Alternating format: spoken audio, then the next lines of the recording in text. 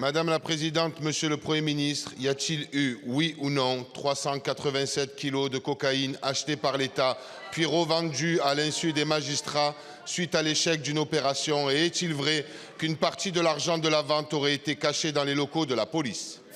Je vous sens mal à l'aise, Monsieur le ministre de l'Intérieur, très mal à l'aise avec cette prétendue opération anti-drogue menée. Vous qui êtes contre Marseille et un anti-police en laissant crever la police judiciaire marseillaise depuis la réforme Darmanin.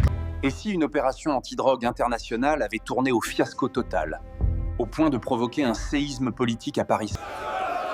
À l'Assemblée nationale, Sébastien Delogu met le gouvernement face à des accusations explosives. Centaines de kilos de cocaïne disparus, enquête journalistique dérangeante, police en difficulté. Derrière ces échanges tendus, une question cruciale pour tous les Français, Célia.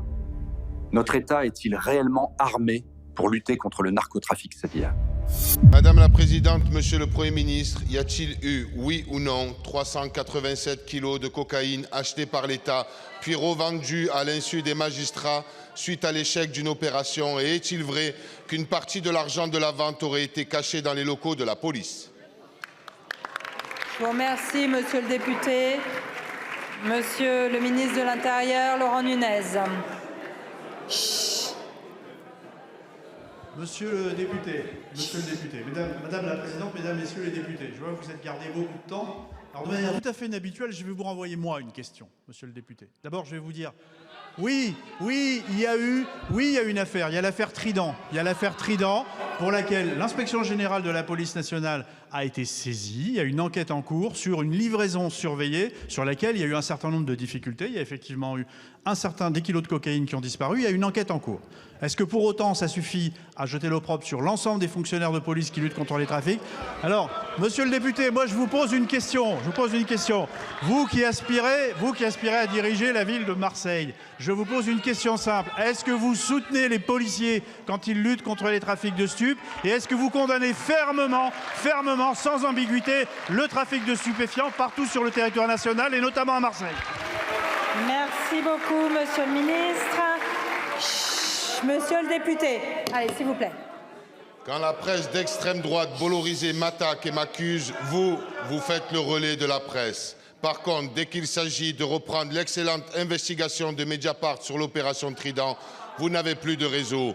Je vous sens mal à l'aise, Monsieur le ministre de l'Intérieur, très mal à l'aise avec cette prétendue opération anti-drogue menée entre la Colombie et Marseille en 2023. Cette prétendue livraison surveillée de cocaïne pour permettre l'interpellation d'un trafiquant majeur de ce pays.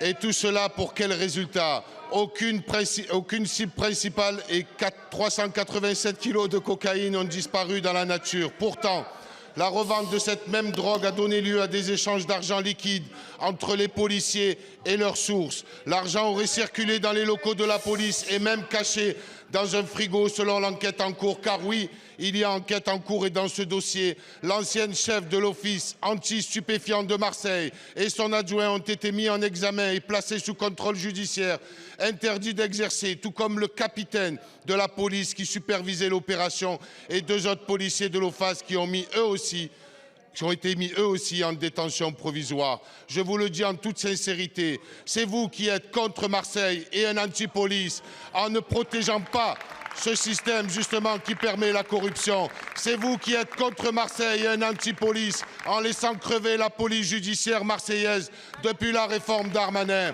Je le dis avec la plus grande conviction, arrêtez de retweeter les publications de l'extrême droite et occupez-vous de sauver la police judiciaire et les policiers. N'essayez pas de me faire taire vos persécutions institutionnelles et judiciaires et vos perquisitions ridicules à mon...